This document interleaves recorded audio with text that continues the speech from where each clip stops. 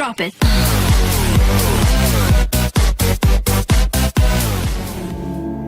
Dia siap melawat setiap kehidupan kita. Dia siap memuaskan hasrat kita untuk kita memuji, kita menyembah Tuhan yang kudus.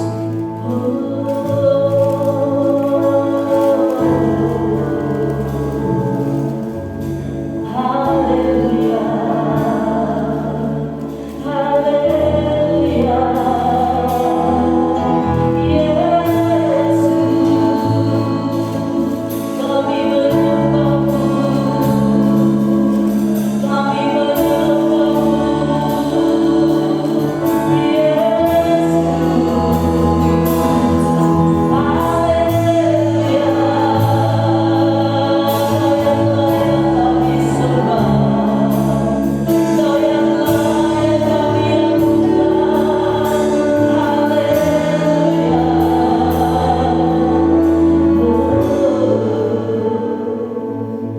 Ini kami menyembah Tuhan. Kami datang menyembah Engkau Allah yang kudus.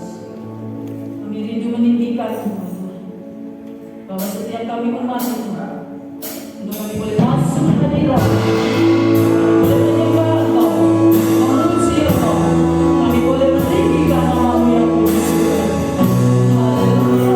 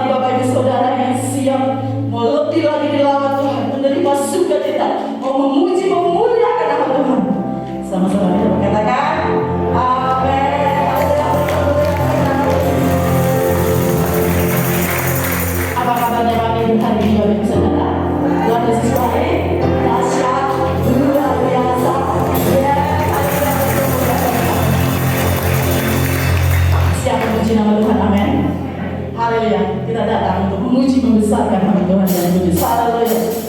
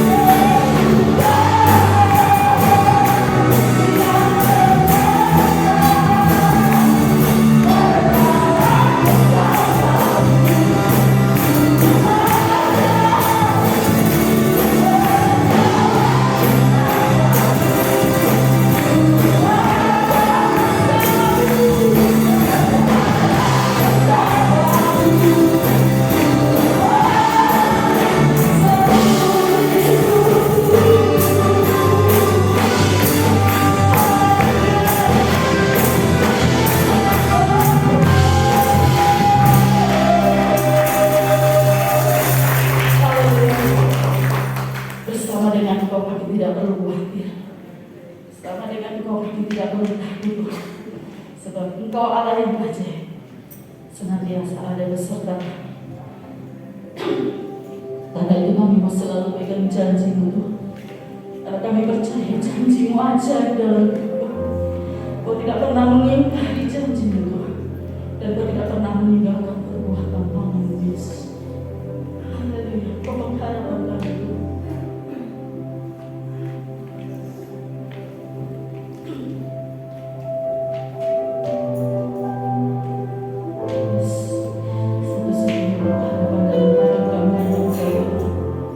Satu-satunya batu keselamatan kami hanya Engkau Yesus.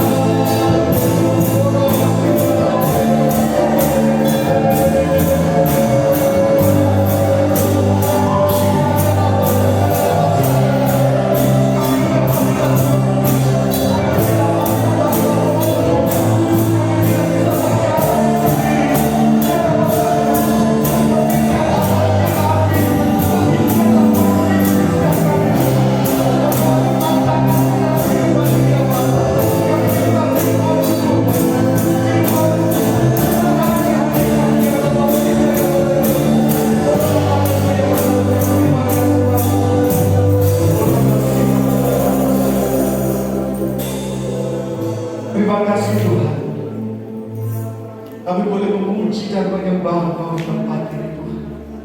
Kami rasakan Engkau hadirat-Mu begitu kuat Tuhan, menjamah setiap hati kami Tuhan. Kerinduan kami Tuhan, kami boleh berjalan bersama dengan Roh-Mu Tuhan, sehingga setiap kami, setiap pribadi di tempat ini Tuhan, boleh melihat ada terobosan-terobosan yang terjadi, ada pemulihan-pemulihan. Bahkan kami boleh melihat kerajaan Allah itu turun dalam kehidupan kami, turun dalam setiap rumah tangga kami.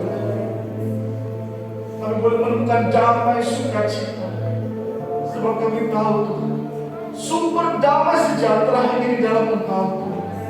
Engkau adalah Raja damai, Engkau sumber pertolongan bagi setiap kami. Biar malam hari Tuhan, Engkau berbicara lewat mulut bibir hamba-Mu Tuhan. Kami terbatas Tuhan, tapi kami percaya Roh Kudus yang akan bekerja di pagi hari ini. Roh Kudus akan menjamah setiap kami. Terima kasih Bapa. Tak Kau sembunyikan kami di balik salib Tuhan. Kau siapkan hati kami untuk belajar merenungkan firman-Mu. Terima kasih Bapa, terima kasih Tuhan. Hanya dalam satu nama yang ajaib, di dalam nama Tuhan Yesus Kristus, kami berdoa dan ucap syukur. Haleluya. Amin. Puji Tuhan, silakan duduk. Luar biasa, pujian luar biasa dari tim worship. Begitu masuk, oleh rasakan hadirat Tuhan jemaat-jemaat. Oke. Ini masker boleh dibuka? Itu terus pakai. Bisa? Apa? Saya ini keringetan, jadi kalau keringatnya banyak sepertinya uang air dalam masker cukup banyak. Puji Tuhan. Perkenalkan, nama saya Iwayan Bodhisattva. Iwayan dari Bali, Bodhisattvanya dari, kalau pernah dengar Bodhisattva itu dari Buddha. Tapi saya telah campur dari Bali dan dari Sulawesi. Istri saya yang baju biru, nama Triana Maria Puspita. Anak saya 2, SMP dan SD. Amen. Demikian perkenalan singkat, dan saya tergabung bersama Pastor Rudi di tim GCM, Jesus Christ Mission, dan saya bersyukur diberikan kesempatan pagi hari untuk melayani tempat ini. Terima kasih juga buat Ibu Gembala memberkati. Dan percaya pagi hari ini kita akan sama-sama belajar firman Tuhan, yang tentunya ada kunci-kunci yang kita bisa dapatkan dari pemberitaan firman Tuhan ini yang membuat perubahan dalam kehidupan kita. Karena dari pengertian yang kita dapat, itu akan mengubah kita bagaimana kita berjalan di dalam kehidupan ini. Amin. Siapa rindu melihat kemenangan dalam kehidupan pribadi masing-masing? Siapa rindu? Amin. Ya, kunci dari kemenangan itu adalah hikmat, pengertian. Ketika kita mendapatkan pengertian, disitulah kita mendapatkan yang namanya terobosan. Seperti dikatakan Salomo, dia berdoa kepada Tuhan, minta hikmat pengertian. Ketika dia dapatkan hikmat, saudara, dia dapatkan segalanya. Luar biasa. Tapi jangan ditiru kalau Salomo istrinya makanya jangan ditiru. Amin. Cukup satu saja. Puji Tuhan, kita akan baca di Yohanes 12 ayat yang ke baca ya.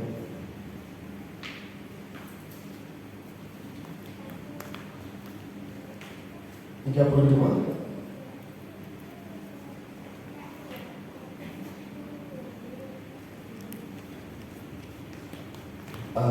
Kita bisa pakai berdiri. Yohanes 3 12 dan 32 kita akan baca bersama-sama. 1, 2, 3. Dan aku, apabila aku ditinggikan dari bumi, aku akan menarik semua orang datang kepadaku. Amin. Tuhan, silakan duduk. Saudara yang terkasih dalam Tuhan, ayat ini berkata, ketika aku ditinggikan di bumi ini, Tuhan Yesus katakan, Aku akan menarik semua orang datang kepadaku. Perkataan ditinggikan itu satu perkataan di mana kita memuliakan Tuhan, memberikan sesuatu pengagungan, pujian. Itu pengertian ditinggikan. Kalau tema dari gereja ini, segala kemuliaan hanya bagi Tuhan. Itulah satu bentuk bagaimana kita meninggikan Tuhan. Kalau firman Tuhan katakan ketika Yesus ditinggikan di bumi ini, akan menarik semua orang untuk datang mendekat kepada Yesus. Karena apa? Karena di dalam Yesus ada jawaban. Tetapi pertanyaannya, bagaimana kita meninggikan Yesus dalam kehidupan kita? Dan dampaknya apa? Karena kalau kita melihat ketika nama Yesus ditinggikan, kalau kita lihat di Yohanes 12 di ayat Yohanes 11 kita lihat kejadian dari perikop ini. Di sini perikopnya mau berkata Yesus memerintahkan kematiannya. Tetapi di ayat yang lain dikatakan sebelum peristiwa itu terjadi, Yesus melakukan satu mujizat, yaitu membangkitkan Lazarus. Jadi kalau kita baca firman, kita lihat ayat sebelumnya, ayat pendukungnya, dari situ kita bisa mengerti kenapa sampai perkataan ini keluar. Jadi ketika Yesus membangkitkan Lazarus dari orang mati, orang banyak itu datang mencari Yesus. Mereka berkata, menyaksikan ini loh Yesus yang membangkitkan Lazarus. Dan ketika Yesus masuk ke Yerusalem, sangat diperlukan. Sehingga di sini dikatakan orang Yunani pun datang mendekat kepada Yesus, mencari, bisakah kami bertemu dengan Yesus? Ini salah satu bentuk ketika Yesus ditinggikan, ketika dia masuk ke Yerusalem, menarik semua orang datang kepadanya. Dan dalam kehidupan ini satu kunci. Ketika kita meninggikan Yesus dalam kehidupan kita, apa yang ingin kita tarik? Dan kunci adalah ketika kita meninggikan Yesus, apa yang ingin kita dapatkan? Karena di dalam Yesus itu dikatakan ada sumber segalanya. Bahkan Bapa di surga pun memberikan satu bentuk pujian kepada Yesus ketika nama Yesus ditinggikan. Sudah terkasih dalam Tuhan, kita rindu dalam dunia ini kita mendapatkan yang terbaik. Amin. Ketika kita meninggikan Yesus, apa yang kita ingin dapatkan? Ketika Yesus kita muliakan, apa yang kita ingin dapatkan? Kita ingin menarik namanya berkat Tuhan. Kita ingin menarik namanya kesejahteraan, damai sejahtera. Itu datang di dalam kehidupan kita. Tetapi pertanyaannya, kita sudah sekian lama datang kepada Tuhan, menyembah Tuhan. Apakah itu kita sudah dapatkan atau belum? Apakah Yesus itu sudah kita tinggikan di dalam kehidupan kita? Karena kunci dari ketika Yesus ditinggikan, seperti dikatakan tadi, akan menarik semua orang. Kalau di sini dikatakan semua orang, di ayat yang lain mengatakan bahwa ketika kita mendapatkan Yesus, kita mendapatkan segalanya. Kalau terkasih dalam kita akan baca di ayat ini dikatakan bahwa ada 3 hal cara yang Tuhan Yesus ingin sampaikan kepada kita. Sehingga ketika Yesus di dalam kehidupannya ini ada 3 hal yang Yesus lakukan sehingga Yesus itu dimuliakan dalam kehidupannya. Masih dalam perikop ini, kita pun juga demikian. Kalau kita rindu agar kita pun di dalam dunia ini mengalami satu namanya kemuliaan bersama Tuhan, ada keterobosan bersama Tuhan, ada yang kita tiru dari Yesus. Kita lihat di ayat 24, Yohanes 12 ayat 24. Ini pengajaran Yesus yang pertama. Aku berkata kepadamu, sesungguhnya jikalau biji gandum itu tidak jatuh ke dalam tanah dan mati, ia tetap satu biji. Tetapi jika ia mati, ia akan menghasilkan banyak buah. Di sini Yesus memperumpamatkan satu hal bahwa Yesus akan mengalami namanya kematian. Ketika Yesus mati, dia akan bangkit. Ini pelajaran pertama yang Tuhan Yesus ajarkan. Seperti biji, ketika biji itu mati, ditaruh dalam tanah, dia akan tumbuh. Jadi Tuhan Yesus ajarkan ini proses yang harus Tuhan Yesus jalani dalam kehidupan kita. Juga hal yang sama.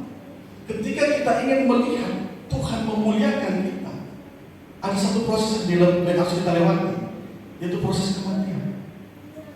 Apa kita harus mati? Artinya benar-benar mati sudah? Tidak. Ada kematian yang Tuhan Yesus sampaikan dalam kehidupan kita. Bisa sampai ayatnya yang tadi.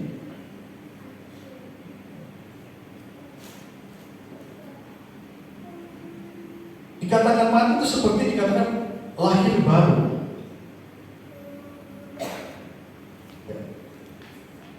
Dikatakan lahir baru. Jadi ketika orang mati, dia dibangkitkan lagi. Artinya ada suatu bentuk pertobatan. Jadi kalau kita ingin melihat hidup kita dimuliakan, ditinggikan, proses yang pertama yang seperti Yesus alami adalah proses kematian. Jadi kita pun harus dikatakan yang namanya lahir baru, hidup kembali. Dosa, kebiasaan yang lama, karakter yang lama, kita harus kuburkan. Oleh sebab itu ada namanya lahir baru, ada namanya baptisan. Karena ini mengikuti proses yang Tuhan Yesus harus lewati. Demikian juga kita harus ada namanya proses kematian. Ini di ayat 24. Dan juga di ayat 25 dikatakan, barang siapa mencintai nyawanya, ia akan kehilangan nyawanya. Tetapi barang siapa tidak mencintai nyawanya, di dunia ini ia akan membiarkannya untuk hidup yang kekal. Jadi sudah berkasih dalam Tuhan, ada namanya pengorbanan. Di sini Tuhan Yesus ajarkan pengorbanan. Ketika orang begitu mempertahankan hartanya, mempertahankan harga diri miliknya, di situ dikatakan ada sesuatu yang bisa hilang. Bahkan nyawanya ketika dia takut kehilangan nyawanya itu bisa hilang. Tetapi di sini Tuhan Yesus mengajarkan, barang siapa terlalu mencintai nyawanya, dia akan kehilangan nyawanya. Seringkali kita berpikir dalam kehidupan ini kita harus punya sesuatu untuk istilahnya menjaga sesuatu kayak prinsipnya kita, kemudian harga dirinya kita, bahkan terlebih lagi dosanya kita tetap melakukan sesuatu hal yang istilahnya tidak sesuai dengan firman Tuhan, tidak mau memberikan tubuh seperti dikatakan bahwa mencintai nyawanya, terlalu mempertahankan dosa yang ada dalam hidupnya. Ini kalau saya katakan ini berbicara tentang pikul salib, saudara. Pikul salib. Seringkali kita tidak mau pikul salib. Pertanyaan, Pak, pikul salib itu apa? Penderitaan yang kita hadapi sehari-hari. Apakah itu yang namanya pikul salib? Kesusahan, kelaparan, apakah itu yang namanya pikul salib? Masalah dalam rumah tangga. Tapi di sini dijelaskan yang namanya pikul salib adalah ketika kita bagaimana kita mau melakukan firman Tuhan, tapi rasanya masih berat. Karena apa? Karena ada dosa yang kita masih simpan. Kalau firman Tuhan katakan ampuni, kita tidak mau mengampuni. Jadi ada hal-hal yang kita tidak mau lakukan. Itu yang dikatakan pikul salib. Kalau namanya penderitaan, semua orang menderita. Baik orang percaya, tidak orang percaya, itu menderita. Masalah rumah tangga, masalah ekonomi, masalah kehidupan sehari-hari, semua dalam dunia ini mengalami penderitaan. Tetapi yang namanya pikul salib adalah bagaimana kita mau menjadi pelaku firman. Pelaku firman, amin? Saya sudah paham. Pelaku firman. Dan apa tolak ukurnya? Apa tolak ukurnya jadi pelaku firman itu? Sudah pernah baca di 10 hukum Taurat di Keluaran 20 ayat 2 sampai 17. 10 hukum Taurat ini menjadi tolak ukur bagi setiap kita. Tolak ukur bagaimana, apakah kita sudah hidup sesuai dengan tolak ukur ini atau belum?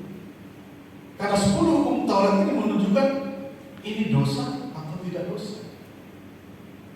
tahu ini salah atau tidak salah karena adanya hukum Taurat ini. Jadi kalau kita berkata bahwa saya pikul salib, kita akan melihat tolak ukurnya di hukum 10 hukum Taurat ini. Apakah kita ada pelanggaran yang kita lakukan dan masih kita lakukan, atau kita sudah tidak lakukan lagi? Jadi bedanya di situ, Pak, saudara terkasih dalam Tuhan. Kalau saya baca kalau saudara 10 hukum Taurat, pertama, akulah Tuhan Allahmu, jangan ada Allah lain di hadapanmu. Jadi pertama kita harus mengasihi Tuhan, menyembah Tuhan. Seringkali kita menduakan Tuhan. Satu sisi menyembah Tuhan, satu sisi kepada Allah yang lain. Kita punya benda-benda yang dikatakan punya kekuatan-kekuatan tertentu. Itu warisan peninggalan dari moyang kita. Tanpa sadar kita menduakan Tuhan. Yang kedua, hukum Taurat jangan membuat bagimu patung yang lain. Dan juga dikatakan ayat yang lain kata, jangan menyebut nama Tuhan Allahmu secara sembarangan. Ingat dan kuduskan sahabat, hormati ayah dan ibumu, jangan membunuh, jangan berzina, jangan mencuri, jangan mengucapkan saksi dusta, jangan menghina rumah sesamamu, menghina istrinya, ataupun menjadi milik sesama. Ini 10 hukum Taurat yang Tuhan jadikan dasar bagi kita untuk melihat apakah kita sudah pikul salib atau belum. Tapi kalau kita masih melakukan hal ini, dosa ini, kita belum yang namanya memikul salib. Artinya kita belum melakukan apa yang Tuhan Yesus lakukan sebelum dia mati. Ada proses yang harus Tuhan Yesus alami. Bahkan Tuhan Yesus berkata, Bapa, jika mungkin cawan ini lalu, jikalau mungkin aku tidak mengalami penderitaan, aku mau, tapi kalau ini kehendak Tuhan, kehendak Bapa, aku harus jalan. Itulah doa yang Tuhan Yesus. Demikian juga dengan kita. Kalau kita mau melakukan kehendak Tuhan, kehendak Bapa di surga, hal-hal ini pun harus kita lakukan. Walaupun kesannya berat. Dia sudah nyakitin saya, harus tak balas. Dia sudah nyakitin, mengecewakan saya, saya benci sama dia, saya marah sama dia. Sehingga hati kita pun dikatakan sekalipun kita beribadah, berdoa, tapi kita belum pikul salib. Kita masih menyimpan hal-hal seperti ini. Sehingga dikatakan bahwa kita tidak menjadi pelaku seperti yang Tuhan Yesus ajarkan. Tuhan Yesus sampaikan, jika engkau mengasihi aku, lakukanlah firman, ikutilah perkataan. Kita datang beribadah, aku mengasihi engkau Yesus, tetapi kita masih mengingkari apa yang dikatakan firman. Jadi biar pagi hari ini kita menjadi tolak ukur kita sebagai orang percaya.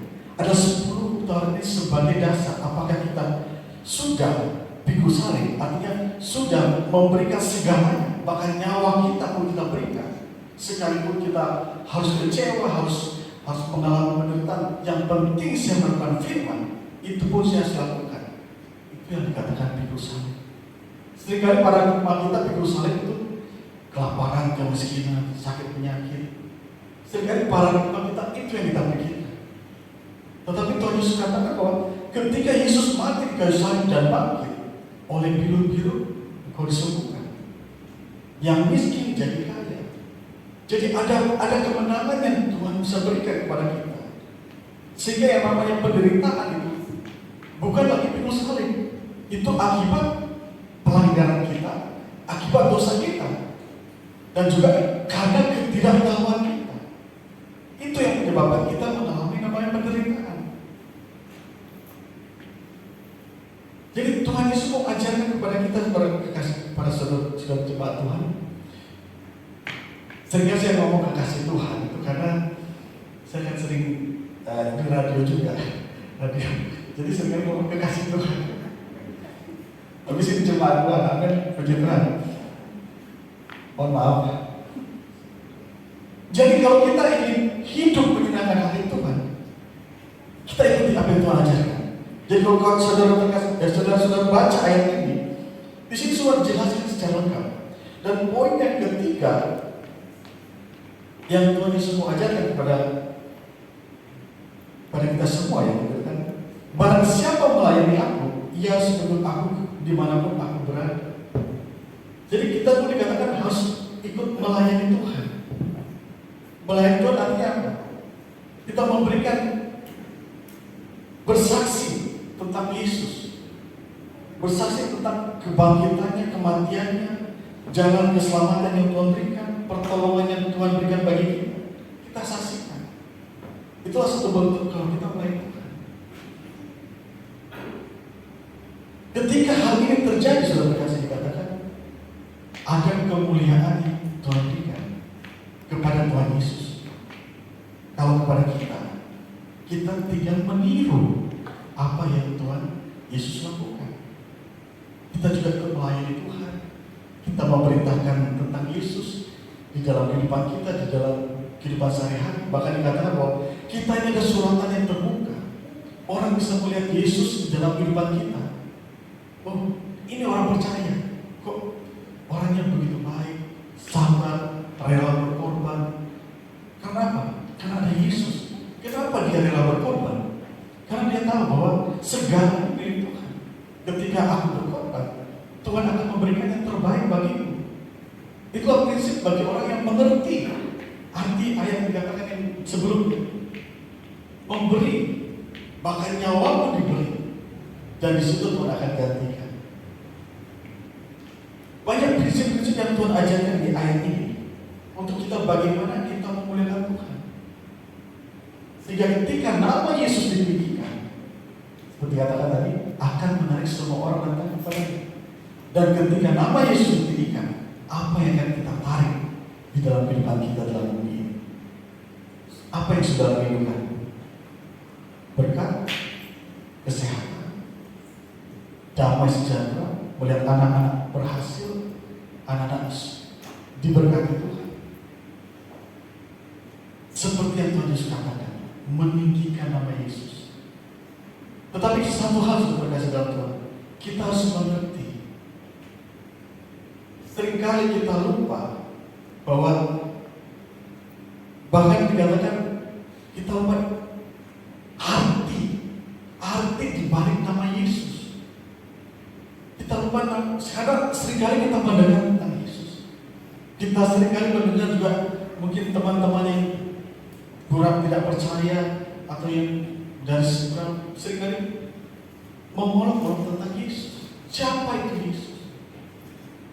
Ya Nabi, dia bukan Tuhan. Bahkan dari ada aliran-aliran lain yang mengatakan dia bukan Tuhan, dia ciptaan. Nah, ini pun ketika kita menyadari siapa nama Yesus, ini pun satu proses untuk kita bisa mengerti bagaimana kita memuliakan Tuhan di dalam kehidupan kita. Kalau kita tidak mengerti nama Yesus, arti di balik nama Yesus, kita coba tahu, ya kita berdoa dalam nama Yesus. Karena apa? Saya orang Kristen, saya ke gereja. Lalu Tuhanmu siapa? Tuhanmu Yesus. Jadi kita tahu saya orang Kristen, saya berdoa dalam nama Yesus. Tapi sekarang kita tidak mengerti di balik nama Yesus ada sesuatu yang dahsyat. Amin.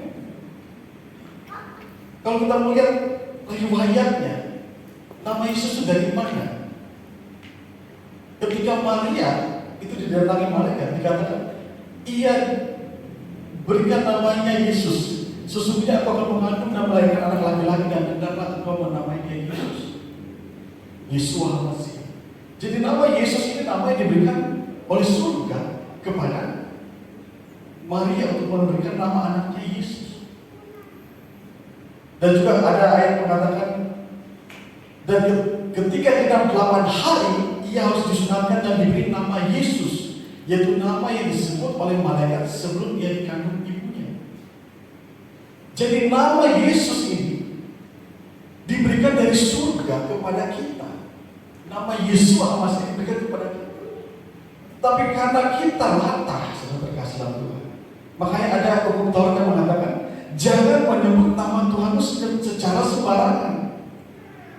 Kita sering melihat di televisi, di orang atau di film-film, mereka begitu mudahnya menyebut nama Yesus, bahkan dengan tidak wajar.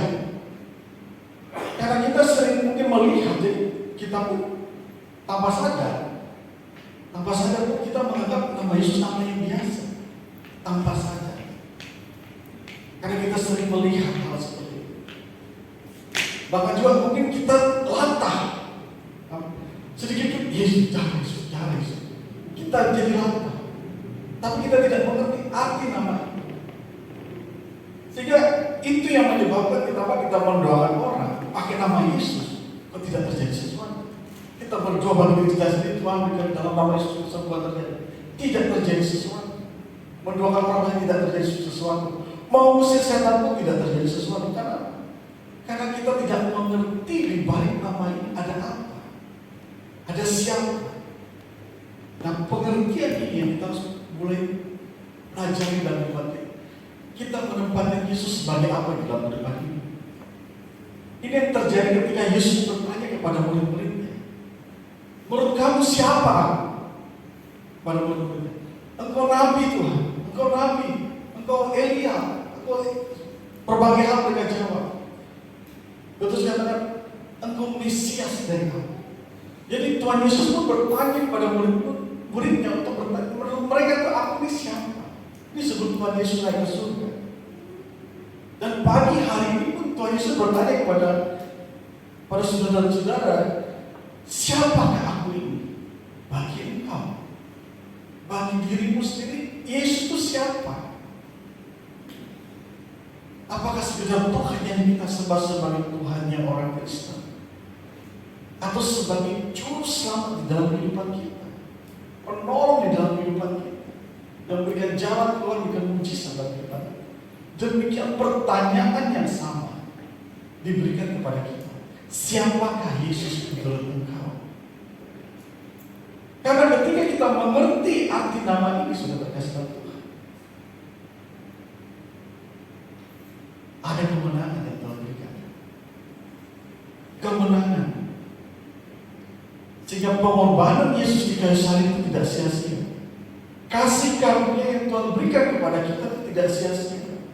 Karena kita mengerti bahwa ketika kita mengenal Tuhan dengan cara yang benar, menyembah Tuhan dengan cara yang benar, kita akan melihat bahwa kuasa Tuhan, janji Tuhan, mujizat itu terjadi dalam kehidupan kita. Karena kalau kita tidak melihat Yesus dengan cara yang benar, kita menyembah Tuhan. Di gereja kita menyembah Tuhan, tetapi kita tidak melihat Tuhan secara utuh. Seringkali mungkin kita tanpa sadar datang pada Tuhan, kita mendengar, kalau kamu ikut Tuhan Yesus, kamu diberkati. Dan itu yang dialami. Sehingga ketika kita datang menyembah Tuhan, kita hanya melihat berkat. Oh, Tuhan Yesus berkat, Tuhan Yesus berkat. Jadi kita melihat sisinya Tuhan hanya dari sisi berkatnya. Kalau kita mencari Tuhan, oh Tuhan itu sebuah mujizat. Jadi kita melihat Tuhan itu dari sisi mujizat. Ada juga melihat, aku menyembah Tuhan, cari Tuhan. Aku yang dalam pikiran saya ada berkat. Kalau saya memuji Tuhan, menyembah Tuhan, saya pasti diberkati. Ada sumber pemasukan juga. Bagaimana Tuhan buka jalan buat ini Tuhan. Jadi kita melihat Tuhan Yesus bukan sebagai Tuhan pencipta langit dan bumi, tetapi kita melihat Yesus sebagai objek. Contohnya begini, kita punya teman yang kaya, uangnya banyak. Kalau kita melihat dia sebagai objek, kita akan mendekat kepada teman kita. Lalu kita berkata dalam hati, kalau aku dekat dia, aku bisa kecipratan. Amin. Sedikit dapat duit, sedikit dapat dekat dia ditraktir. Jadi kita melihat teman kita itu sebagai objek. Untuk apa? Untuk kita mendapatkan keuntungan. Sehingga paradigma kita tentang pertemanan itu hanya didasari oleh karena uang. Itu yang terjadi, sudah terkasih dalam Tuhan. Demikian juga ada juga dikatakan kalau kita dengan pengantin Kristus menikah dengan Kristus. Kita melihat kalau kita mau menikah, kita melihat apanya? Oh, gak apa-apa, jelek, yang penting kaya. Kita melihat apa hartanya. Terus gak apa-apa orangnya kasar, yang penting duit Jadi kita melihat dari satu sisi ketika hendak menikah, ada prospek bahwa ini masa depannya cerah, warisannya banyak. Jadi kita melihat ketika kita menikah, kita melihat dari sisi itu. Nah, itu pun ada satu kesalahan jika kita tidak mengerti namanya cinta. Ketika kita beli pasangan hidup menikah, kita tidak mengerti namanya cinta sejati. Satu hubungan di mana kita bisa saling membutuhkan, saling komunikasi yang baik. Tetapi kita hanya melihat sebagai objek. Ketika kita tidak dapatkan itu, kita marah. Makanya banyak orang Kristen itu marah sama Tuhan. Tuhan, aku sudah melayani Tuhan, kok aku gak diberkati Tuhan? Tuhan, aku sudah bawa firman, kok aku pun tidak sembuh-sembuh Tuhan? Akhirnya marah. Orang Jawa butuh ya. Marah sama Tuhan. Kok Tuhan begini? Kok Tuhan tega? Kok Tuhan begini? Tanpa sadar kita tidak mengenal Tuhan. Jadi pagi hari ini kalau kita masih ada perkataan seperti itu, protes sama Tuhan tentang kehidupan kita. Kok begini Tuhan? Kok aku menderita terus Tuhan? Kok aku mengalami kerugian terus? Jadi kita belum mengenal Tuhan dengan cara yang benar. Kita belum melihat Tuhan dengan sebagai Tuhan pencipta kita. Kita hanya melihat sebagai objek. Ketika kita tidak dapatkan, kita akan kecewa. Demikian juga kalau kita dekat sama Tuhan kita yang kaya itu ketika aduh sorry deh, aku udah mau kasih kamu uang lagi. Ya sudah, kalau gitu gak usah temukan. Tuhan kok aku belum dijawab Tuhan doaku. Nah Tuhan kok tega ya. Sudah Tuhan, tak Tuhan mana itu. Dan gereja-gereja lagi. Itu yang terjadi sudah terkasih dalam Tuhan. Karena kita tidak melihat Tuhan dengan cara yang benar.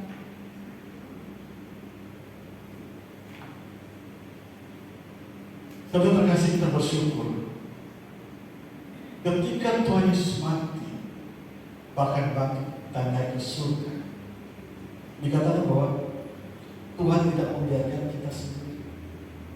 Secara manusia kita pun tidak bisa menjalani kehidupan ini. Makanya Tuhan Yesus, aku akan naik ke surga. Tuhan, mereka ini akan tetap tinggal di bumi. Bagaimana mereka bisa bertahan di bumi ini? Makanya dikatakan Tuhan Yesus diberikan roh penolong. Roh penolong itu Roh Kudus.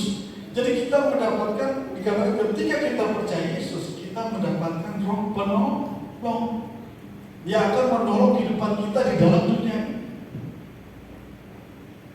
Roh penolong yang akan mengajarkan kita, mengisahkan kita tentang adanya dosa, kebenaran dan penghakiman. Jadi ketika kita meninggikan Yesus, roh penolong itu akan turun dalam kehidupan kita. Ketika kita memuliakan Yesus, Roh Kudus itu akan bekerja di dalam kehidupan kita. Jadi kuncinya ini saudara terkasih. Ketika kita meninggikan Yesus, Roh Kudus itu akan turun dalam kehidupan kita. Bukan nama yang lain. Bukan namanya Daud, Abraham, mungkin nabi-nabi yang lain.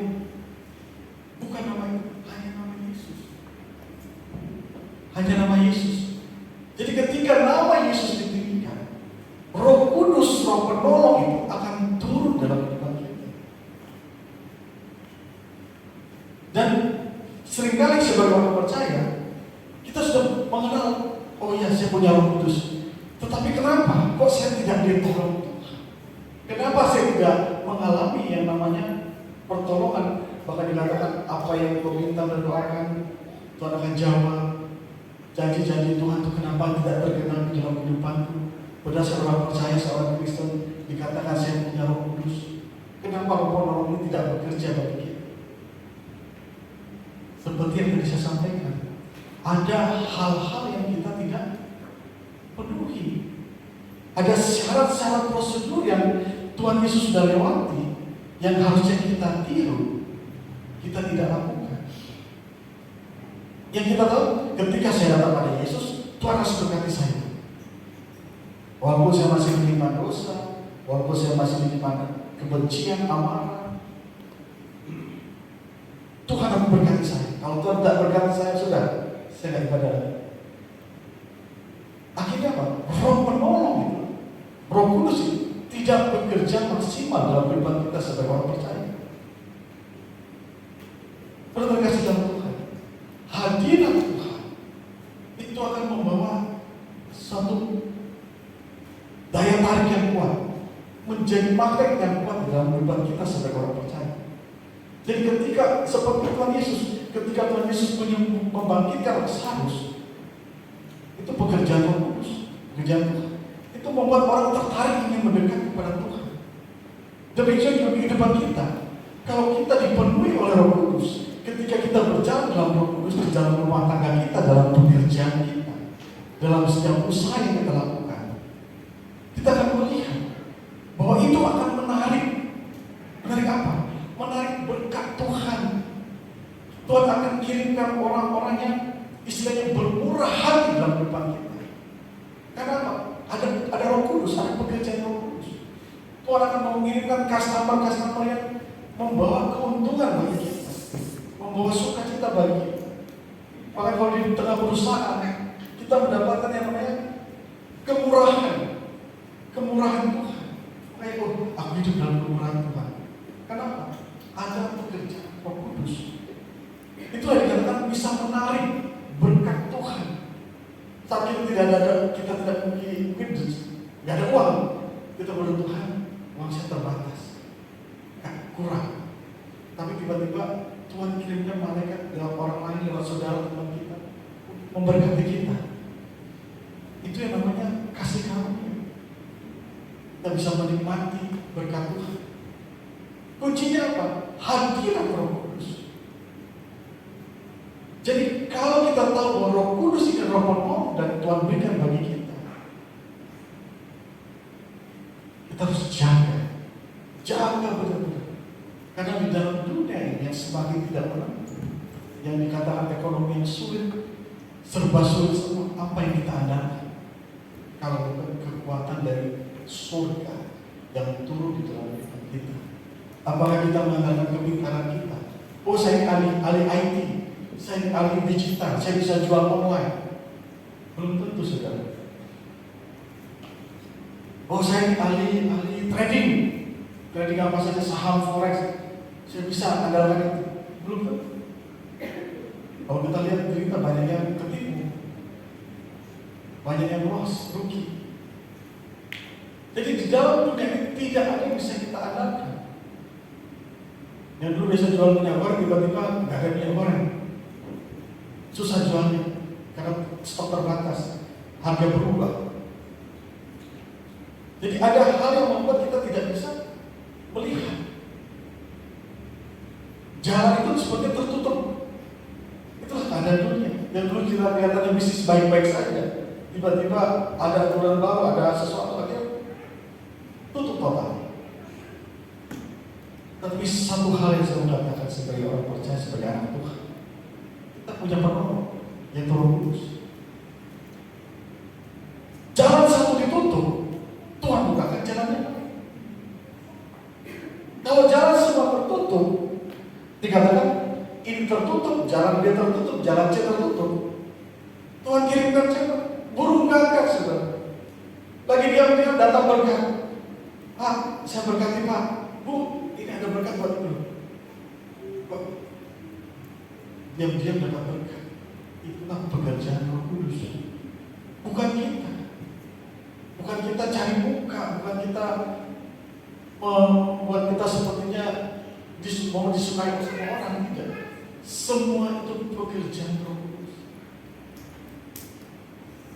Jadi ketika Roh Kudus kita tinggikan, kita muliakan, kita akan melihat janji-janji Tuhan itu tergenapi dalam kehidupan kita. Amin. Amin, saudara. Tuhan Yesus ada di surga, tapi Roh penolong itu ada di dalam dunia ini, ada di dalam diri kita. Roh Kudus itu ada di dalam setiap kita. Jadi setiap pribadi itu punya posisi yang sama, mendapatkan kasih karunia yang sama di dalam Tuhan. Tetapi bagaimana kita memanfaatkan kasih karunia itu, kita dapatkan dari apa? Pengenalan kita akan Tuhan. Kita tahu ini sumber berkat, tapi kalau kita tidak punya kunci untuk membuka pintu berkat ini, kita tidak akan dapatkan. Jadi hikmat pengertian yang kita dapatkan dari firman Tuhan ini akan membuat kita melihat Tuhan dengan cara yang benar. Oh, selama ini saya salah dalam menyembah Tuhan. Saya melihat Tuhan itu sebagai satu sarana untuk saya mencari keuntungan, menjadi objek bagi saya untuk saya mengalami pemulihan. Jadi seperti itu. Dan memang itu Tuhan akan berikan. Ada yang mengatakan bahwa di doa kami, jadilah kehendakmu di bumi seperti di surga. Tuhan inginkan di dalam bumi ini, di dalam dunia ini, kita menikmati yang namanya kerajaan Allah. Surga itu datang dalam kehidupan kita. Ada apa sih di surga? Kalau kita bicara surga, kita bisa samakan dengan seperti Taman Eden juga. Tuhan tempatkan manusia di Taman Eden, dikatakan taman yang mengalami taman kesenangan, menikmati sukacita, tidak perlu bekerja keras, menikmati semua berkat Tuhan, tinggal makan. Taman kesenangan. Demikian juga kita. Kalau kita mengenal Tuhan dengan cara yang benar, kita bisa menarik kerajaan Allah itu turun di dalam kehidupan kita di bumi ini. Maka dikatakan ketika nama Tuhan di bumi ini tinggi, akan menarik semua orang. Jadi kalau kita yang masih di bumi ini, kita tahu caranya bagaimana meninggikan Tuhan di dalam kehidupan kita, di dalam pujian kita, dalam ucapan syukur kita, kita akan membawa kerajaan Allah itu turun dalam kehidupan kita. Amin. Amin, saudara berkasih. Satu hal yang membuat hati saya itu merindukan Tuhan. Saya rindu kerajaan Allah itu turun dalam kehidupan kita. Mungkin terbatas, keadaan terbatas, tetapi janji Tuhan ini ya dan amin. Bahkan Tuhan katakan, ketika aku datang di dalam dunia ini, adakah aku temukan iman? Kita baca firman Tuhan ini, kita merenungkan firman Tuhan yang setiap minggu kita dengar. Tetapi di kuncinya adalah kita percaya apa yang Tuhan sampaikan, bahwa itu akan tergenapi dalam kehidupan kita. Kita percaya nggak ketika aku meninggikan Tuhan, aku akan diberkati Tuhan. Aku akan melihat berkat Tuhan, pertolongan Tuhan, mujizat Tuhan, bahkan kepenuhan di dalam Roh Kudus. Aku akan dapat. Percaya atau tidak? Jadi iman kita juga ini menjadi faktor penentu bagaimana kita bisa meninggikan Tuhan dalam kehidupan kita. Kita dengan seminar, dengan YouTube begitu banyak pengajaran-pengajaran yang bagus-bagus, hamba Tuhan yang besar-besar yang terkenal kita dengarkan, bahkan bisa live setiap hari, setiap minggu. Tetapi kalau kita tidak percaya bahwa firman ini akan tergenapi dalam kehidupan kita, kita tidak akan melihat kerajaan Allah turun dalam kehidupan kita. Amin. Puji Tuhan. Biarlah firman Tuhan pagi hari ini, Tuhan yang singkat ini, saya percaya bisa membuat setiap kita mengerti bahwa kita punya Tuhan yang besar. Kita memandang Tuhan dengan cara yang benar. Hari saudara para pemain musik, para senior PL, kita akan menyembah Tuhan. Kita percaya firman Tuhan juga berbicara dalam kehidupan kita. Ya Allah, terima kasih Tuhan.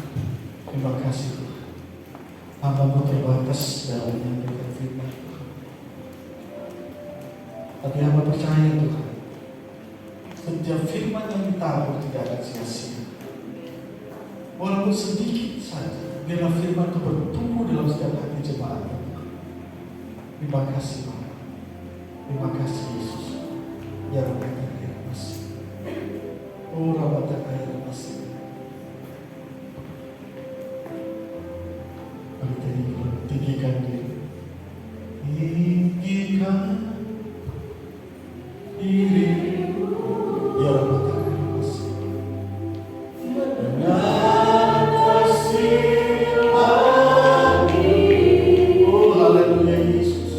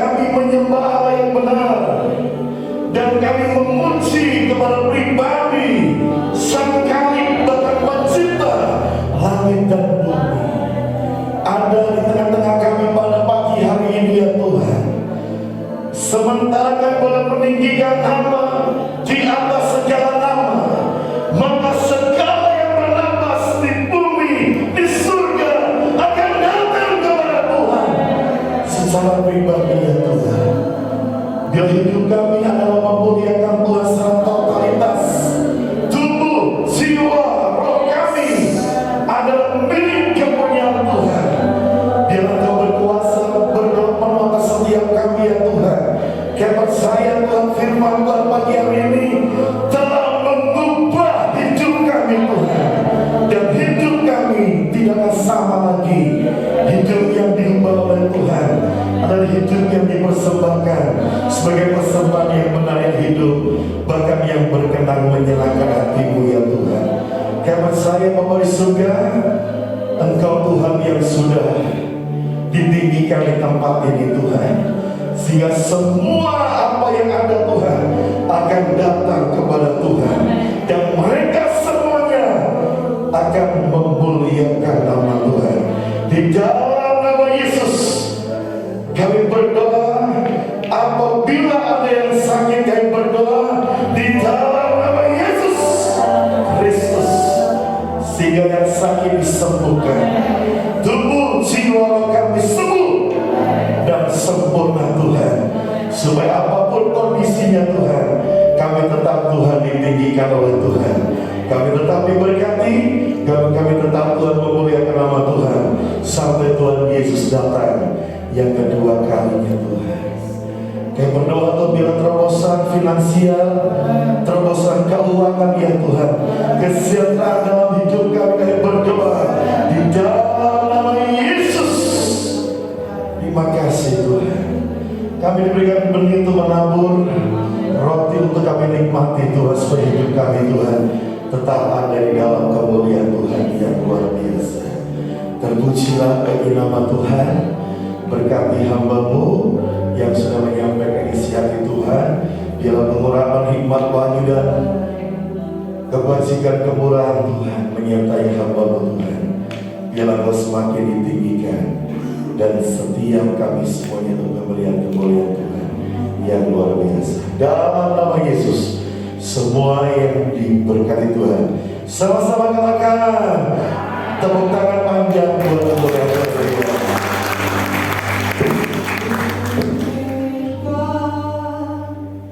Bye.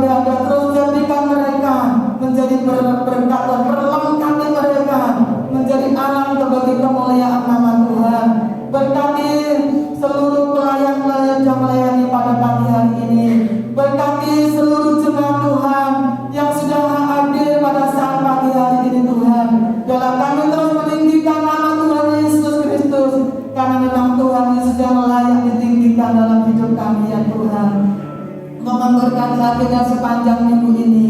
Yang berulang tahun diberikan kesehatan, bertambah usia, bertambah imannya teguh, semakin mengasihi Engkau Tuhan. Diberkati kota kami Kediri, diberkati bangsa kami Indonesia, dipulihkan oleh Tuhan. Terima kasih, kami bersyukur sebentar. Kami akan memberikan persembahan, melakukan bagian kami, baik persembahan syukur, baik persembahan perpuluhan, baik persembahan tanggal fasilitas gereja minggu kedua hari ini. Kami percaya apapun yang kami lakukan untuk Tuhan, dan Tuhan yang memberkati kepada kami semua.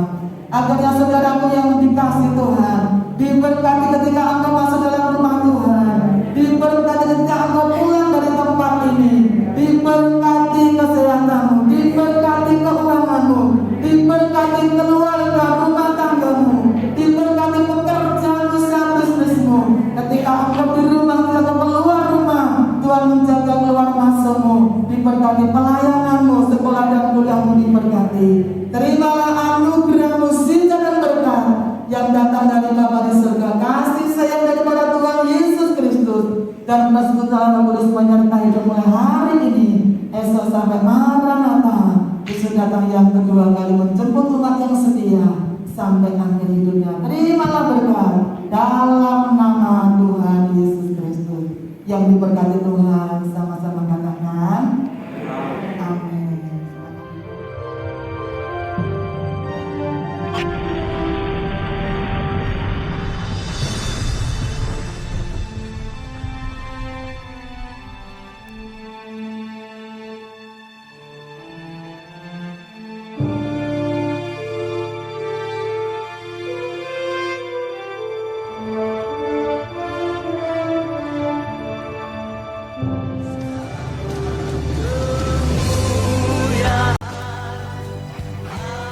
Doa pagi setiap hari Senin sampai Sabtu jam 4:30 pagi.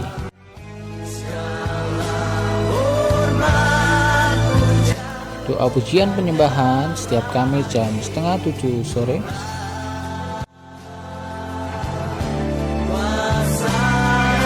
Doa puasa setiap hari Sabtu jam 10 pagi.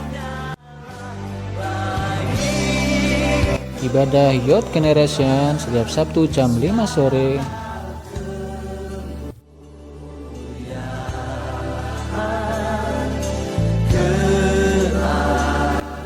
Ibadah raya yang pertama setiap hari Minggu jam 7 pagi.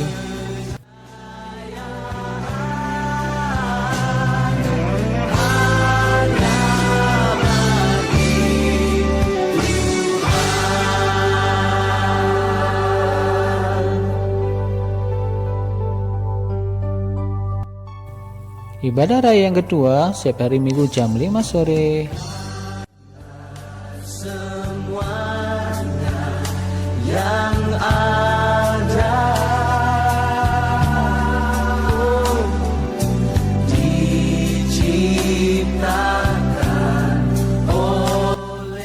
Ibadah raya anak yang pertama setiap hari Minggu jam 7 pagi.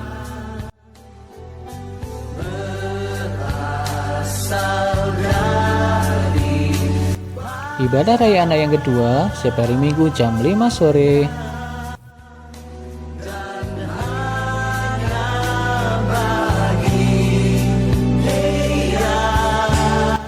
Info khusus Selasa 15 Maret 2022 ibadah wanita muda jam 6 sore di gereja.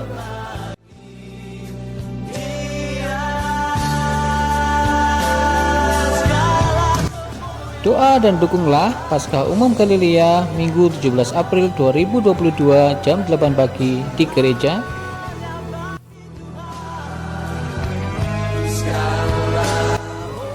Yang berulang tahun minggu ini Bapak Chandra Irawan 18 Maret. Terima kasih, Tuhan memberkati.